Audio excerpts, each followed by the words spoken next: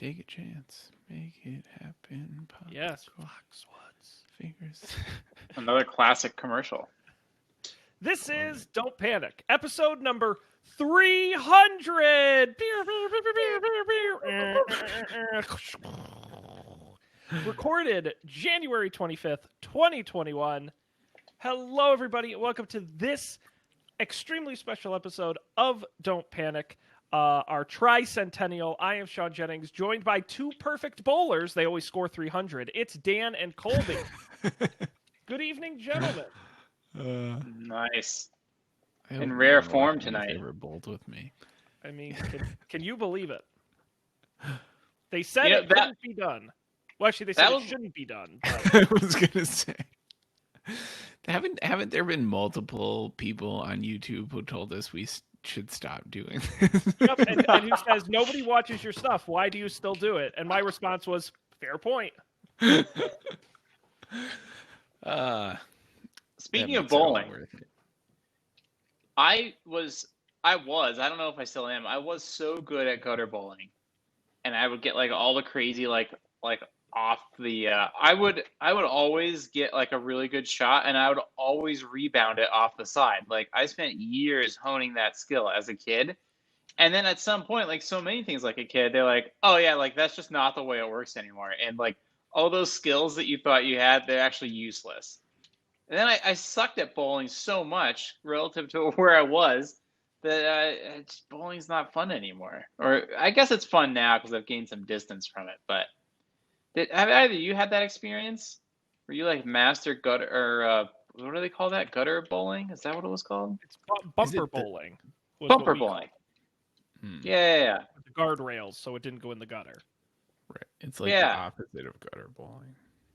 Yeah, I mean, I used to be able to do sick BMX tricks, but only when there were training wheels on my bike. And as soon as they took it off, I was just a regular bike rider. So, no, that's not true. No, I don't. I've always been bad at bowling. I've never been good. But I'm also very impatient when it comes to bowling, where I'll like try and have good form for like the first couple of boxes, and then after that, I'm like, I'm just gonna chuck it down there and see what happens. Yeah. I feel like every time I go bowling, I get one good game, and then the rest of them are really bad. But the one thing I've always wanted to try to do, and you guys seem cool enough that you've done it, is I know one of the trends now is like the cool adult bowling alley with bar. Have you been to one of these places? No. Don't all bowling alleys have bars? No, I've never been to a bowling alley that didn't have beer. I should be more. It's not. This ain't your grandfather's bowling alley. They're rolling out these chains at major metropolises of bowling alleys that are like high scale, high end, upscale, fancy cocktails, taste good quality food, elegant bowling as sort of an upscale party spot. Elegant. I'm gonna see if I can find the name of one. I've never been to anything like that. Yeah, me either. I mean, I think this begs the real question, though. Are we candlepin bowlers or like? I've always wanted to do it. I've never done it. Never? Never. Do they not have them in Connecticut? I don't know if they did or not. But I feel like growing up, it wasn't a thing I heard about, and then like high school, college, I started to hear like, oh yeah, like in like the Northeast, I think predominantly, right? There's candlepin bowling, and I was like, that sounds cool, but I was already like past the moment where I would have found out about it, or I would have done it. I learned on candlepin. I did candlepin forever before I actually did like real legitimate bowling. Is it just smaller? The ball's smaller. The pins are different. They're not They're not pear shaped. They're like straight almost. Oh, hence candle. Presumably, are they candle shaped pins? Than the other bowling pins that you'd imagine. Yeah, I guess you can't really fit all that in the name though, so they just call it candlepin bowling. Right. Yeah. Yeah, I feel like for a long time that was the only kind of bowling I had done. Not that I did like I spent an abundance of time bowling, but you know. By the way, I was thinking of Lucky Strike is the big chain, and there's one Yeah. Colby at Fenway. They put one in. Yeah, that's like the closest retail, like the closest thing to my apartment is the Lucky Strike. So they have it's fancy. Well, it's fancy for me compared to most bowling alleys I've been to that haven't been touched since the '80s. But it's nice. Have you been to that one, Yeah, Colby?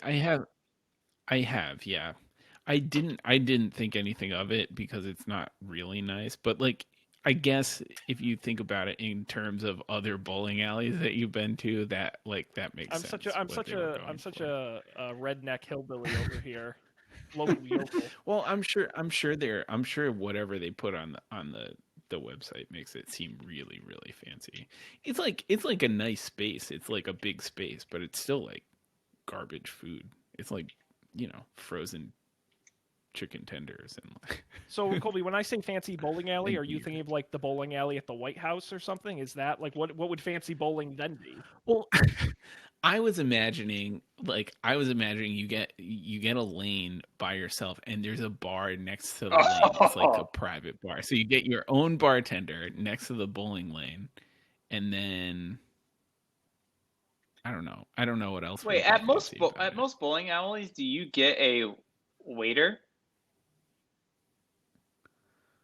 Because that would be the real game I changer from my memory. Like it sucks. Like get up, go to the bar, order food, tell them where your table is. The real luxury would be having a waiter. that's true. I think so. If there's ever a time where we can see people again, and the bowling alley that I'm thinking about in my head has not gone out of business, we can go in near here in Somerville. There is a candlepin bowling place that has.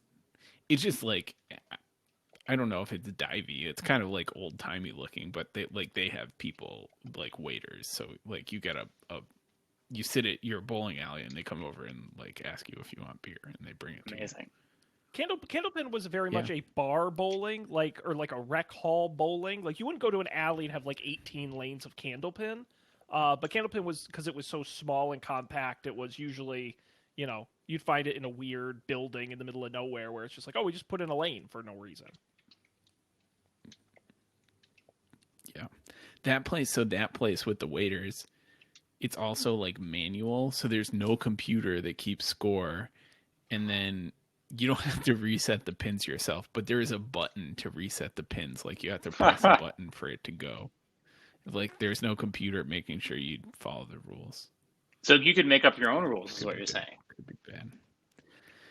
Exactly. Now we're talking. It's a bowling free for all. Dan's ready to scam the system.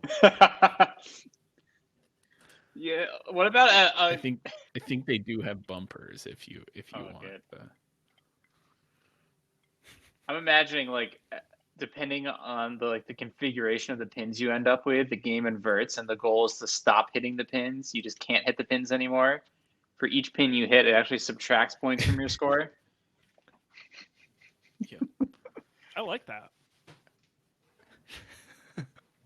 I think they should have a version where the pins are like actually fastened to the floor, and you have to throw it so hard you knock them over. It's really about force more than You break them. Exactly. I like it. That sounds like a fun variation of pool too. Like the goal is to shatter. You have to wear like big safety goggles and like. I like it. Excellent. Well, that was an excellent tangent, guys. Is there any other side nonsense we should talk about here? I don't. All the pens on my desk are sticky, and I don't know why. I'm very confused. I must have spilled something on here, but like I don't remember doing that. All right, now are your pens in like a cup or are they just on the desk? No, they're just like loose pens on my like a pen and a pencil. Now, Maybe I'm Now, sticky. well, on a stickiness I'm just- scale of 1 to 10, how sticky are they? it's not like super glue sticky. Like they still like Okay. drop So like on a the 3 floor, or a but 2 maybe? yeah, like a 2. Like not even glue Okay. They're level. tacky Just like more like, than they're like when you sticky. drop a There soda, you go. you spill a little bit of a cocktail on the floor, and then your like shoes kind of stick to it afterwards. Exactly. It's that kind Now, of sticky. can you do me a favor and lick your pencil and tell me what it tastes like? I don't want to. I don't think I'm gonna do that. And I just a very short story, but when I moved into this house, moved my mother into this house, when we got the moving truck here and opened it up, my brother did a terrible job of packing it, so stuff was everywhere. But there was this plastic bin with like this brown liquid on top of it, and we couldn't find anything else that was wet, and we couldn't find out for the life of us where it had come from. And everyone was like, it could have been anything from gravy to hydraulic fluid to, I mean, it could have just been anything. And of course, the first thing I do is I stick my finger in it and taste it.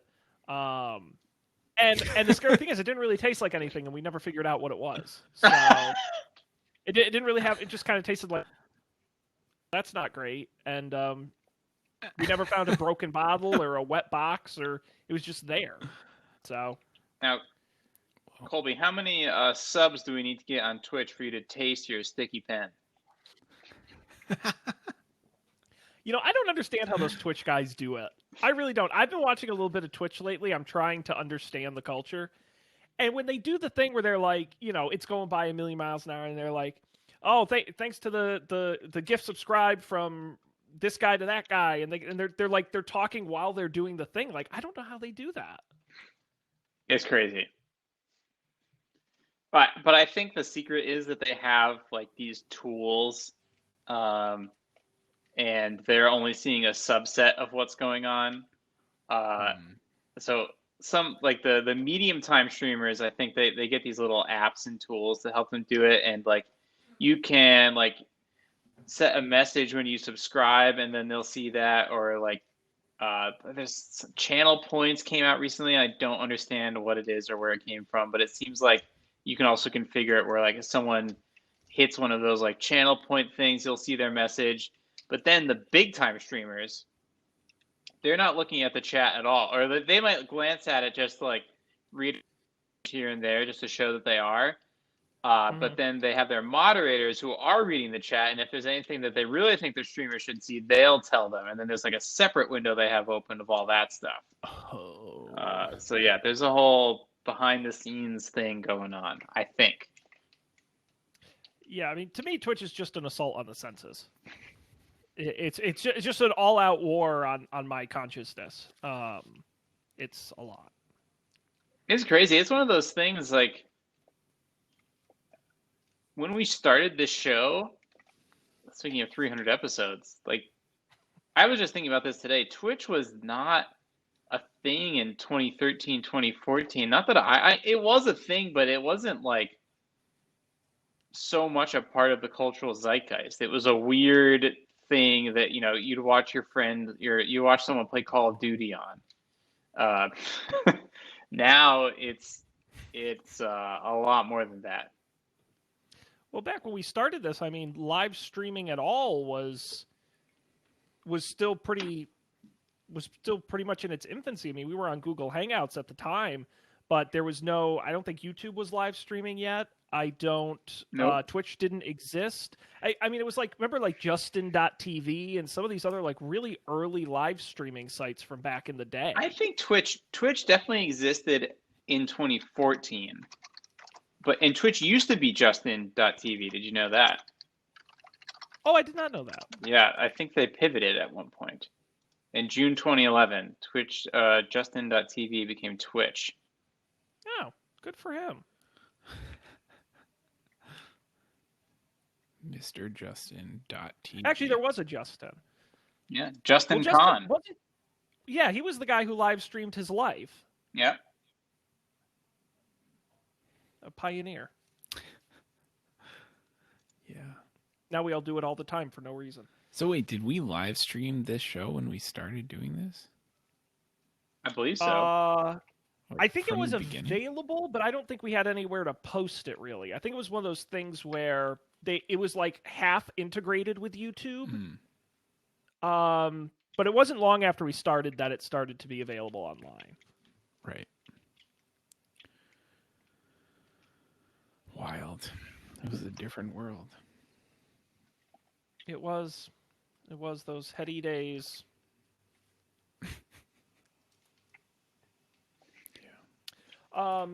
Guys, Yes. would you guys like to take a challenge? Yes. We haven't done one of these in a little while. Sure. I saw this up on The Verge, where they have a quiz where I'm going to give you the name of a streaming service, and you have to tell me if it's real or fake. Okay.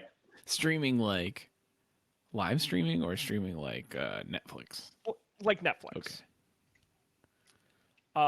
The first one up is Crunchyroll. That's real. Real. That is correct. The anime-specific one just got bought for $1 billion. Pluto TV. Fake. Fake. No, Pluto TV is real. It's actually I'm a big fan of the service because it's free and ad-supported, and they've got a lot of great content. I've picked Pluto TV channels on here before. Oh. Next up is Shudder. Fake. Shudder? Oh, I think that's real. Isn't that like the horror movie one? I'm going to go with Cole because he's right. It is real. Wow. It is the horror movie streaming platform. Real. Get it? Xumo. XUMO. Fake. I'm going to say fake too. Xumo is real. Wait a second. Is this one of those? No, well, it's described. I don't know this one. A free ad-supported streamer that leverages short-form web video, such as music channels, breaking news, from familiar websites and TV networks. Oh, it's just repurposed YouTube videos, like fail videos and pet videos and things like that. Weird. Okay. Asian Crush. Asian Crush.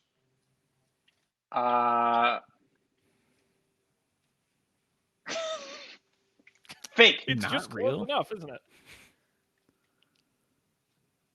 Yeah, I say fake too. You say fake? It is real. God damn. This streamer promises, quote, the best of Pan-Asian entertainment with an offering of movies and shows from East and Southeast Asia. Asian. How about Movie? MOOVI. Movie. Real. Movie. I'm going to say fake again. One of these has got to be fake. Well, one of you disagreed, so which am I going to choose? What do you mean? Oh, it's No. a quiz? I see. I clicked real, and it is fake. Now, I don't like this one because I thought it was real too when I took this, but there is a service called Mubi, MUBI, which is what I confused it with. I see. That's very tricky. But no, Mubi is not real. How about Art House Now? Real. Real. It is fake. How about Ovid? OVID. Real? Real. It is real. It features indie and global cinema. Huh. How about Fubo TV? Real. FUBO. Fubo. Real. Dan seemed Dan was very quick sure on the about real. that, It is yeah. real. That's for live sports. Universal Plus. Fake. It is fake. That's right. Peacock is really Universal streaming service. How about Acorn? Acorn. Fake. Real. I think I took Dan last time, so we're going with Colby's real. It is real. Man. It is for British television. Oh, yeah. Acorn? How about BritBox? BritBox. That sounds like one of those subscription I know, boxes yeah. that you get in the mail. You get a British person in the mail every month? Boy! Get your boot out of my lorry! Real or fake? BritBox. Fake. I heard Dan first. It is real. God. That's the streaming service owned by the BBC and ITV. BritBox. And the last one, Popcorn Flicks. Popcorn Flicks. Real. I'm going to go with Dan on this one. He says real. It is real. It's from the Chicken Soup from the Soul people. For some reason. That phrase. The Well, they're a chicken media soup from the conglomerate soul now. people. Yeah. Congratulations, you guys got 7 out of 13 correct. Was that like the So- cross product of our two answers? So if one of us got it wrong, we both got it wrong? No. I took one of your answers for each, and that counted towards that. I would say, even if I split your difference, I think you wouldn't have done much better than 8 or 9. Yeah, so, that was hard. Not too bad, but there were a few surprises. Yeah. There was a lot of real ones and not that many fake ones. Yeah. I felt. Yeah. I still can't believe Asian crush is a thing, but what do I know? Have we talked about on this show, back when people used to travel, we were going to go to Japan, and we were looking at all these websites for like making reservations at restaurants and just like trying to get information, and how weird Japanese internet is. Did we talk about this? And everything is like, feels like it's from 2003. Oh yeah. It's like you go to, I don't know like how you discover this. Yahoo.jp is still a thing. Well, yeah, Yahoo for a long time, even in the last couple of years, still one of the most popular websites. Yeah, go to yahoo.jp and you'll see what I mean. It's weird. And they all look like this. Like you get banner ads, there's like no video, just like a bunch of text links. It's not responsive. It's weird. Anyways, Well, when I think about Asian Crush, I think about the weird Japanese internet. can I make a wild guess as to why this is true Go for it. and why it's like this? Japan was one of the first countries to use the internet on mobile phones, but this was pre-iPhone, and this was like really crappy small screens. You had to scroll with a number pad or an arrow pad. Oh. And I bet a lot of the web pages back in when sort of the web was transitioning, I bet a lot of them. I mean, if you look at this, the first thing I think is you would use this on a very bad mobile screen.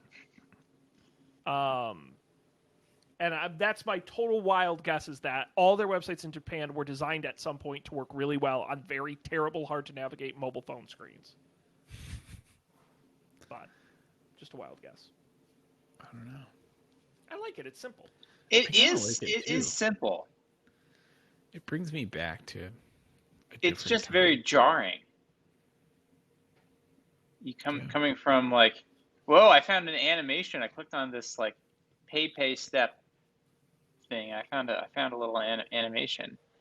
Oh, and now I went back and there's a video playing of some. I assume this is like a Japanese politician speaking or something. It's interesting. Oh, topical keywords in real-time search. Humans are stupid. Wait, what? According to Yahoo, that's the most. Oh, did you translate it? Keyword. Yes. No, I speak Japanese. No, humans are stupid. Also, a topical keyword: humans are garbage. I don't know what that. I just used the search engine to search for humans are stupid, and the first result is stupid humans from Scientific American.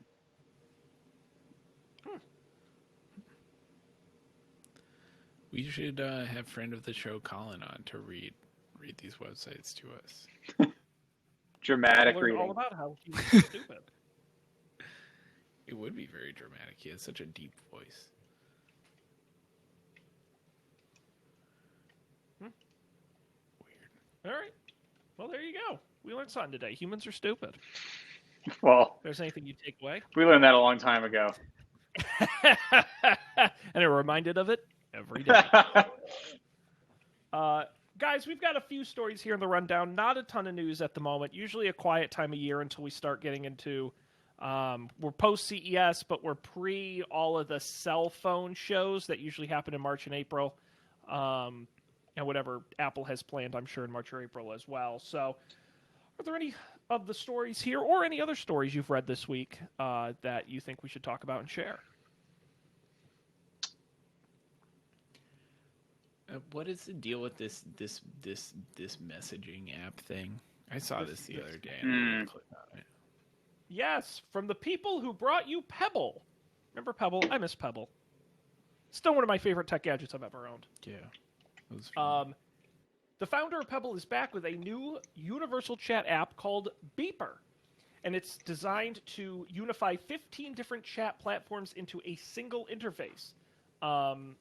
It integrates with WhatsApp, Signal, Telegram, Slack, Twitter, Discord, Instagram, and Facebook Messenger, among others. IRC, and there's a whole bunch of Skype and a whole bunch of other that they say are all going to be integrated into one chat app. But that's not the interesting part. The interesting part about Beeper is they claim they're going to integrate iMessage into their app. And I know what you're thinking. Wait, Apple locks their stuff down. How are they going to integrate with iMessage? Well, they're going to do that Pebble thing where they're going to hack their way around it, which is why I think this is pretty neat. So they claim it'll work on Android, Windows, and Linux. Basically, the way it works is if you've got an always-on Mac, then you can install the Beeper Mac app where it acts as a bridge. Basically, when you send a message through Beeper, it then sends it through your Mac that's sitting always on. But if you don't have access to a Mac, Beeper says it'll literally send each of its user a jailbroken iPhone with the Beeper app installed in order to act as a bridge. Now, Beeper involves paying a $10 a month subscription, which they haven't said whether or not that'll include the cost of the iPhone. But in a follow-up tweet, the founder said he has 50 old iPhone 4Ss at his desk ready to be upcycled for use with Beeper. Theoretically, that would make it work. So it works by they send you this iPhone and you have to use the iPhone, or they send you an iPhone and you just have to hook the iPhone. It just has to be You just on. have to hook it into your iMessage. It's a bridge, yeah. Right. That's so funny. Now, is that a good idea? I don't know, but goddamn, you just gotta appreciate the this will never be widely successful, but I just love people who are crazy enough to try things like this. And this is something that I've been wanting for a while, and we used to have it because we had Trillium. Anyone else use Trillium or Pigeon? Yep. I remember both of those. And maybe they've been updated, but at the time they worked for IM apps where you would talk to one other person. But now the paradigm is even people using WhatsApp or Telegram, Signal, they're often using them in these giant group messages. That's a huge thing. These chat apps have become social networks, just as Facebook really AIM was a much better social network than Facebook ever was. Now we're wrapping back around again. And then you got Slack and Discord, and these things they're basically apps that have many different kinds of group chats happening inside of them all at the same time. And I have so many different group chats spread across all these apps, and I can never keep track of which one's which. So I think this is a great idea. I don't really care about the iMessage because I don't have that many iMessage group messages. Some people do, but for whatever reason, I've ended up with WhatsApp groups and Telegram groups, Signal groups, and umpteen Slacks and Discords, and nothing in my iMessages as many. So I'm actually considering trying this out. Maybe I'll take the Beeper King challenge. The only thing I will say about iMessage, because I agree with you, I think the only thing I would miss in iMessages mostly is just the ability to send proper attachments that don't go through the SMS MMS system. Where you're running up against a file size limit. Wait, does that not work with this? Well, this doesn't. I guess you could attach. The issue would just be if you're sending it to someone else with iMessage, right? If I was friends with them on Facebook and could do it through Facebook Messenger or through another chat service. I assume that when you use this, you get to say, I want to send this to Sean over iMessage. Or this is an iMessage conversation with Sean. Right, but that assumes you have the bridge for iMessage, right? Uh-huh. I don't have an always-on Mac, and I don't know if I'd ever get an iPhone. So for me, that'd be the missing piece. But I think as an overall chat client, I think it looks really great. And I agree with you. I do feel overwhelmed with all of these different chat apps. My question is, how does it link a Colby conversation from Slack versus a Colby conversation from Facebook Messenger versus a Colby? I would just wonder how it doesn't mix all of those. It makes it clear who you're talking to where with what. But on paper, it's cool. Yeah, maybe I will try it. Yeah. I do have a Take the lot of beeper Slack. jacks. Slack attack. Or people could just stop messaging me. I mean, that would solve a lot of problems. Yeah. Really, they just need to stop messaging me on different apps. Well, Dan, that's a really good idea. Why don't you create the Dan app? And it's the only way people can contact you. And make them do the work. Can it be like yo, and they can only say sup to me? Sup. Yes, you can respond to anything back, Right. but they can only say sup. I like that idea. And then we all get our own app. And so when I want to talk to Colby, I just go to the Colby app. Right. This is what the federated, distributed social network people. This is their end game. Right. It's perfect. Or Twitter, but it's only tweets from Sean, and no one else can say anything. Which is basically just like living in my house. It's being Sean's cat. Oh, no, he talks back. Let me be clear. He will not. There you go. Yeah, it's a social network. And everyone's friends with Sean, and everyone can see what Sean says. But whenever you say anything, all of your tweets get translated into just meows of various lengths. But you don't know that. And so you think you're talking to, like, other people are seeing what you're saying, but really everyone else is just a cat. I like that idea. I mean, there's no end to the innovation here, guys. I'm just telling you. The only limit's your imagination. I'm going to develop a system, and it's called the Dan app. And when you go in, you can message Dan, and what's going to happen is there's going to be a speaker in his house that's going to shout out every message sent to him at the fullest volume it can. And so it'd be like just like being there with Dan. That's perfect. Sup! Alrighty, well, that's Beeper. Dan, you'll have to try it out and report back to us. I will. Message us on Beeper.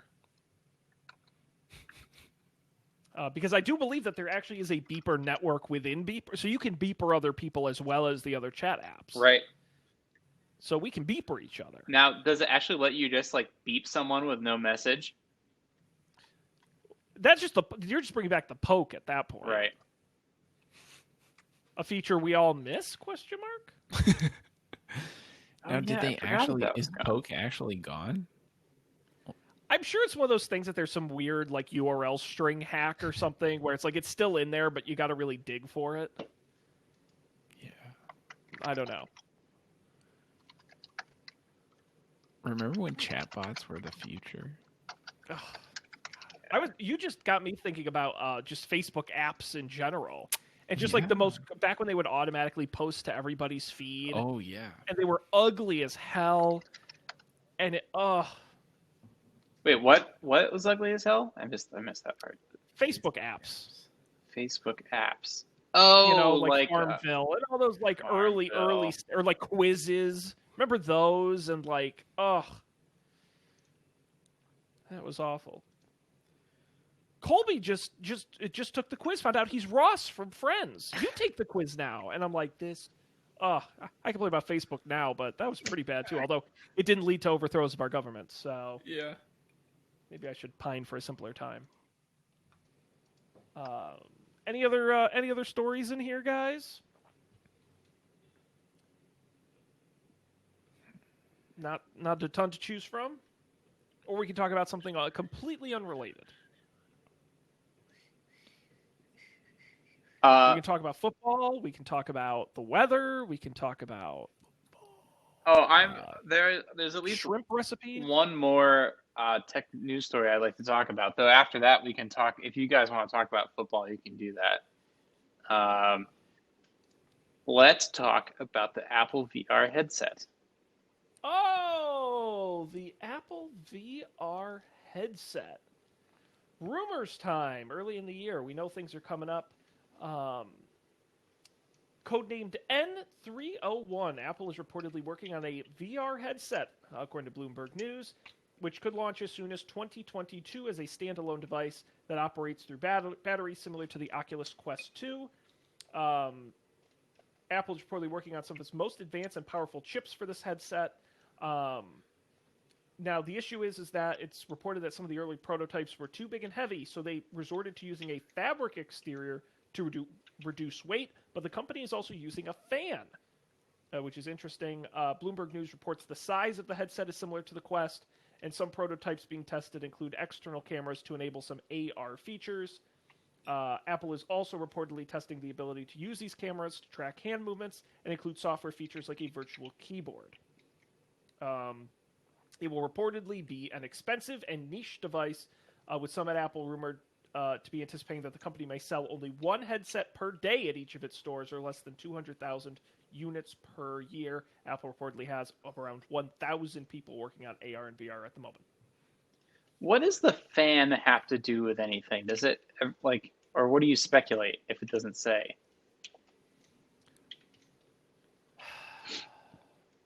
It's got to be for, like, component heat. It cannot be for user comfort, right? Well, that would be right. But the thing that blows my mind is you would think that next year's iPhone chips are more than enough to do, like, the VR graphics are not.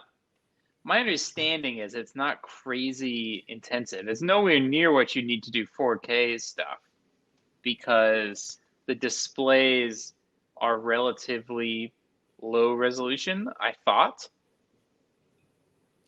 Well, so I would say two things. One is, we were talking about the M1 chip earlier a couple months ago, and the MacBook Air and the MacBook Pro with M1 both have the exact same chip, but the chip can get much better performance when you add a fan, right? Mm-hmm. That's literally the difference.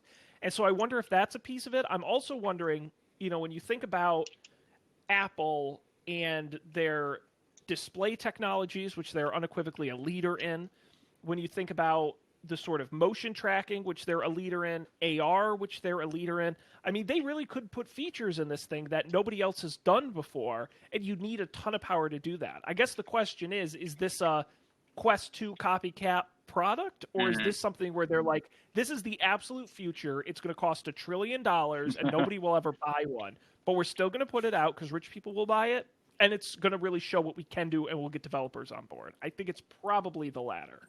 That's a good theory. Yeah. I mean, that's what it sounds like from the thing. Like, if it wasn't the latter, what's the point? Well, and that's the thing with the Quest 2 is, the Quest 2 does have games on it you can play, but to play the really powerful games, you have to hook it up with a cable to your PC still. As a standalone device. And if Apple can make one that really does harness the power of a desktop gaming PC into the headset, I mean, that would be super impressive. But I think it's also a fair point to say, how do you put a fan in a headset that's strapped to your face and have it not be annoying or irritating or hot or whatever? That's more interesting to me than anything else. Not that it has a fan, it's how the fan works. Mm-hmm. Yeah. Maybe it'll be like the MacBook fans, where it's just on the top and you're just blowing hot air off the top of your head all day long. It's wild. But to me, this is such an interesting thing, because for a while, the rumors were it was going to be more like the Google Glass style AR, but it certainly seems like they're going much more towards the VR piece rather than the HoloLens style AR. I don't know if we have any thoughts on that. Yeah, we've talked about this before. I thought it would make sense that the AR for, like, getting work done would be easier. It would be more obviously applicable to, like, real work, and less applicable to games. Like, actually, was it last week or the week before that Microsoft shut down what I thought was a really cool AR Minecraft thing? But granted, I never played it. But granted, I don't think I have an AR device that could play. But anyways, and I think that when it comes to, so, like, part of this rumor is, and they'll have, like, a keyboard. And if you were just building, like, a keyboard to, like, enter your screen name into a video game, it probably wouldn't come up in a rumor. And if this is like, like, the keyboard, It means they probably spent a lot of time on it, which means that they think it's important, which means that they think people are going to be doing a lot of like text input with this thing, which gives me hope that this is not just for games, which given that it's Apple is like maybe not surprising, and that maybe there is like a cool new way that people can use VR to do real work stuff, to make stuff and to interact with people in a non-gaming sense.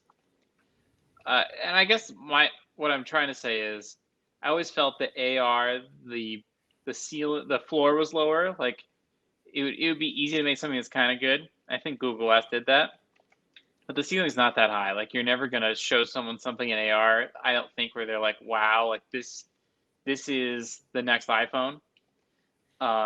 Whereas with VR, I think you could imagine VR experiences where it is the next iPhone.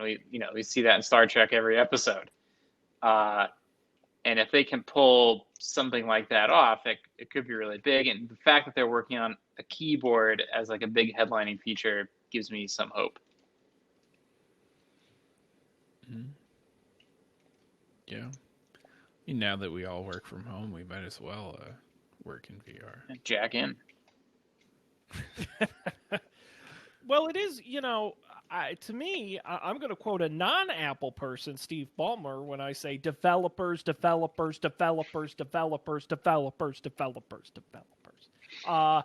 To me, I think that's the interesting piece where I think if they rolled out an AR headset, and I'm not a developer, so I'm making all this up, but AR seems like it's more difficult to program because you're connecting it to the real world, whereas VR, you kind of have a blank slate to work with. And so if you roll out a VR headset that has AR features that they can start to build on as developers, then 2 or 3 years from now, when you do put out either a slimmer VR set or an AR set, already the developers have had their hands on the tech for a few years and are already able to build awesome, powerful stuff you have right off the gate. And so to me, this is, as they said, it's not going to be a mass market device. This, for me, is Google Glass 1.0. This is a developer device. Hopefully they'll be smarter than Google and actually explain to people it's a developer's device and they may never sell the thing. But I think that's what this is for, where if it has both AR and VR capabilities in it, like you said, Dan, not just focusing on games or sort of limited VR experience, it's got the power in it to do some really cool stuff, then 1 or 2 years in, you're going to see developers creating really great things that will apply to the next round of hardware. So that's what makes me excited. It could be argued, though, that they've already done that with all these AR kit stuff in the phones. Oh, sure. Although, has AR really taken off on iPhones and iPads? No, I would say not. But there's some stuff. It's a good foundation. Yeah. Yeah. Do you guys use any AR apps ever? When I've bought furniture, I have looked for those apps that let you put the furniture in the room.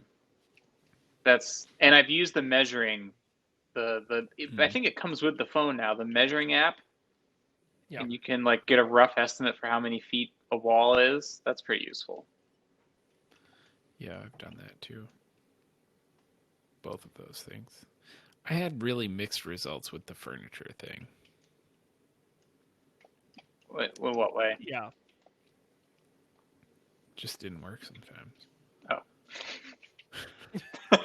Makes sense, okay. It wasn't inaccurate, it just straight up didn't fucking work. The couch was like upside down or something.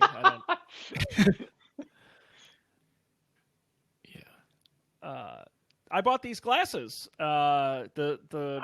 Felix Gray, who I bought these through, they had an AR app where you could put fake glasses on your face, and it was really not helpful at all. Because I ordered a bunch of samples based on that, and a lot of them sucked. So, go can't account for taste. Rude.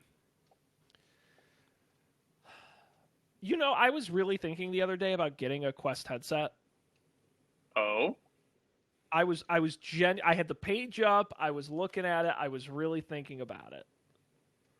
A, because I haven't bought any stupid tech in a while. I've been a good boy. But also B, I'm like, is VR finally to the point where it's like not a dumb idea to buy one? Like, I get I'm not going to use it every day, but as like I'm stuck in the house home entertainment device, I'm kind of like bored watching TV. But I also am not like a controller gamer because I just don't have the hands for it. Mm. So I'm like, maybe this would be something I would use. And it's not prohibitively expensive. And I have a PC I can plug it into. So I can get the full VR experience. And I didn't pull the trigger, but I did really think about it. I thought about getting one for a while too, to play. The only reason I would want one, well, there's the Half-Life VR game is supposed to be really cool. I couldn't really tell you why, but I heard that playing the Star Wars Squadrons game in VR is amazing, and I played that game without VR, and it was a lot of fun. I was like, to be in the cockpit and just fly around and just be in space, it'd be so cool. But I haven't done it yet. Maybe next year. Yeah, good gift to ask for from Santa. I was concerned about with my recent eye strain issues. I was afraid if I put one of those on, my eyes would explode. So I was like, I put on the only VR I've ever used. I put on one of the very, very first Oculus sets, like the really early ones back in the day, and I almost immediately vomited. Now, I get that the technology has come a long way, but it was really like, I think 2 CRTs duct taped together and strapped to my head. It was awful. Yeah. But who knows? Who knows? Maybe the future. Got to get on that train at some point. Is there another news story, or should we move on to picks? Picks. Or talk about whatever?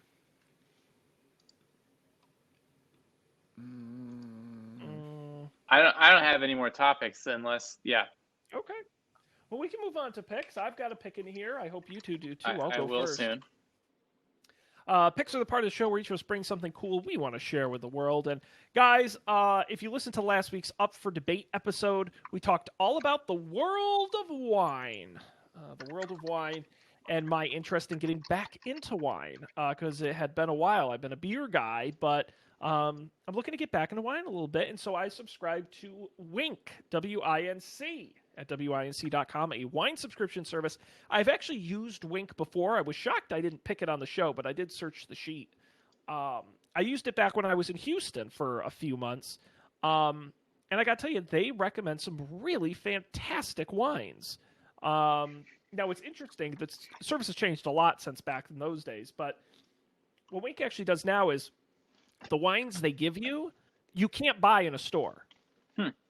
They're all privately labeled for Winc, where it's kind of like a generic brand where they go to the wineries and save money because they bottle it and label it themselves. But what that means is they have a lot more detail on the wines. The recommendations are excellent. It's 4 bottles a month for $60, which I really don't think is that includes shipping. So I don't really think that's outrageous for wine. And they've always done a great job finding me wines I actually really like. You can do reds, you can do whites, you can mix and match all you like. So I recommend trying it out. Winc.com, W-I-N-C, if you're looking to try some wines. I have 2 things on this. Do you drink all 4 in a month, or are you like stockpiling them?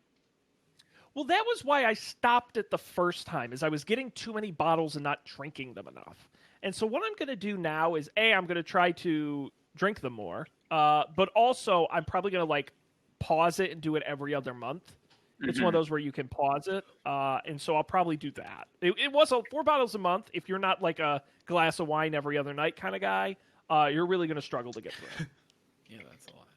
And my second thing is I was scrolling around this page and I got one of those full screen takeovers where it's like, or maybe I clicked on something. It's like, are you 21 or over? And then it asks you for your email address. I clicked in the email address field just idly, and then browser pops up a little autocomplete, and it's Sean's email address in the autocomplete. Are you signing up for wine subscriptions under my name? I don't know. Yeah, did you sign up for Winc originally, or did it show up at your door? Maybe I did it while I was sleepwalking at your house that one time. That's really creepy. That's really weird. But go ahead and use my name. Maybe I get some kind of referral bonus or something. So go nuts. You do get $20 off your first box. So, but be aware, someone does have to be home to sign for it because it's alcohol. They won't just drop it off. Damn. But I know you fancy guys, you got doormen, and you got it taken care of. Yes, that's Wink. Let's see who's next. Dan, what you got? So this is continuing the series of Dan's favorite little Mac utility apps. This one gets a little nerdy. It is an app that lets you configure which links open in which browsers. So for example, you can, I had this problem where Google Hangouts, and Riverside FM, actually, the app we use to record this show, they only work in Chrome, but I use Firefox. So I always forget this, and I would open it in Firefox and be like, man, it's not supported. And I'm like, ah, God damn it. And then I'd open it up and like copy paste and like, such a pain. So Finicky allows you to say like, hey, like any URL that's like hangouts.google.com or chat.google.com, open in this browser. You can say Chrome. But that's not all. You can also say, you can also set up things like you can do rewrites, which is like a kind of computer science-y term, but it basically allows you to do something like, hey, whenever I open a link to any like google.com domain, add the like $auth ID equals this, and then no matter and $auth ID equals some email address that you have a Google account associated with, and then no matter which order you've logged into your Google accounts, it'll always bring up the right one. So I just have it like most of the time that I open a link to a Google account, it's for work. So every time I open a Google account link, it opens it in my work email, my work account first, rather than like some random ass one, depending on which browser order I logged into which accounts on in which browser. So yeah, Finicky, pretty simple. It's free. It's also like to configure it, you have to write a bunch of like text in a text editor, so it's not exactly user friendly, but it does what it's supposed to do very well. I like that it's configured with a JavaScript file. Yes. I thought, yeah, I've been thinking about like more ways to do this. Like, oh, wouldn't it be cool if I could write a program that generates the JavaScript file and then changes which Google ID my links are opened with depending on what time it is. That would be cool. Oh, baby. Dan, can I ask you a question after you ask me a question on my pick? I've doing this for 300 episodes with you. I've learned a lot about Dan the Man, and one of the things I've learned is that you are a big fan of customizing things, and not just on the surface, but to such a deep degree that is, frankly, incredible. And my question is, something like this scares the shit out of me because I feel like one little thing gone wrong and your whole like business would just implode. Do you ever regret doing some of this customizable stuff? Like, has it ever like totally just fallen apart? Or are you much smarter than me and don't do that? Yeah, I feel like sometimes it falls apart. Like I remember on like my old laptop that I was using at the start of this show, probably, I had some like fancy like Mac window manager thing that needed all these different permissions, and every time your computer started, it would ask you like, I need like all these different permissions, and then it also had a config that was written in some like weird language, and I completely broke the config, and then it just wouldn't start anymore. So every time I restarted the computer, it would ask me for permissions, and then it would like crash, and I never fixed it. I regretted that. Most of the time, like that was about as bad as it's ever gotten. At least as long as you're not on Linux, in which case, yeah, like all bets are off. It doesn't get that bad. And I think that like my philosophy is like this bothered me for months. I was like, God damn, like every time. And the worst part was it was always for like the number one reason it would happen was I was joining a Google Hangouts meeting for work. And it's like 11:59 and I need to get in the meeting at 12, and then like whoops, like wrong browser, copy paste the thing. Oh, now it's the wrong account. Like switch to the accounts. And every time you switch an account, it takes a couple of seconds because then it's to reinitialize the video, blah blah blah. Oh, and now you switch accounts and you're your password needs to be revalidated. It's like, oh my god. So to be able to cut out a couple seconds of that multiple times a day, totally worth it. Yeah. See, this is why we need the Dan Miller, Mac Daddy of Mac Utilities, Mac Utility, where it's just one program with all of these different picks of yours all integrated into one. When is that coming? Well, It's you like- can also bundle that in with the Dan app that lets you contact Dan, and you can contact Dan for tech support with the God. Dan app configuration. That's how I recommend people use Twitter. So yeah, just only follow Could you imagine me. an app that every time Dan customizes his computer, it mirrors and customizes your computer, and you have no control That would over actually it? be pretty easy to do. Because then all of a sudden, like, your links are opening up in like weird browsers, and like your Mac's connecting to like AirPods that aren't yours, and it's just like all this crazy stuff. I think that'd be awesome. Live your life through Dan. Dan Acosta. Dan in real life. I think that's great. Yeah, I'm gonna try that. Now, That's the problem I have too. I always have Chrome run open with just the Google Meetings tab because I have to use it for that, and then it's very annoying.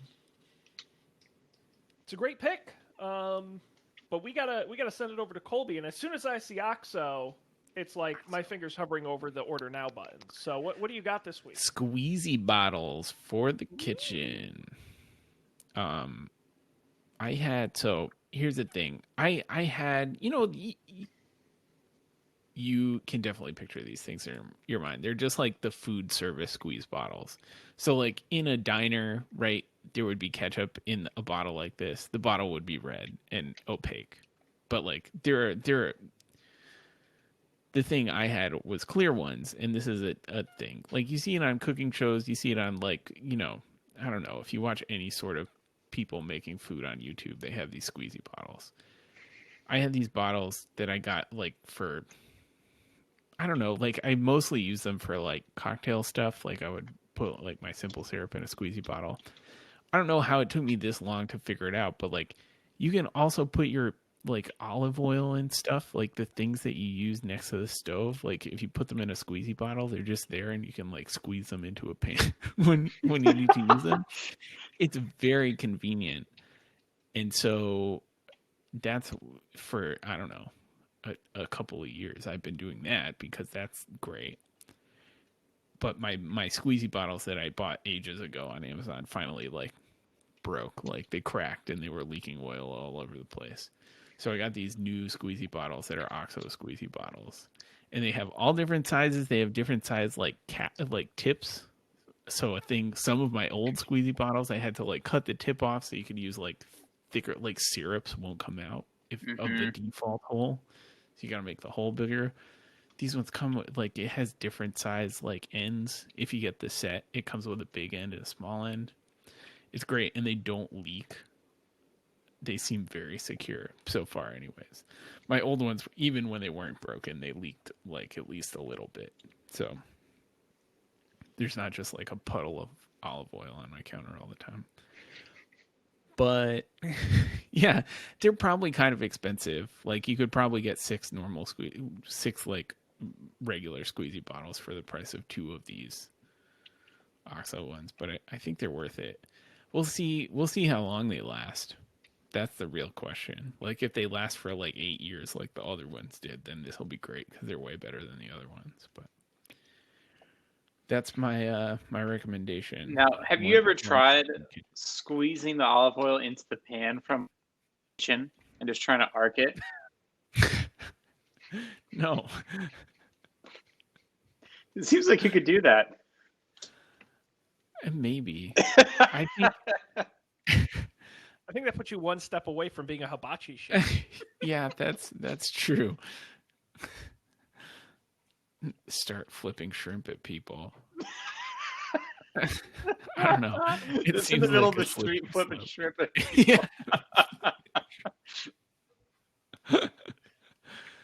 I don't know. I'll try it, Dan. I'm gonna try it when the stove's not on though. That's probably a good idea.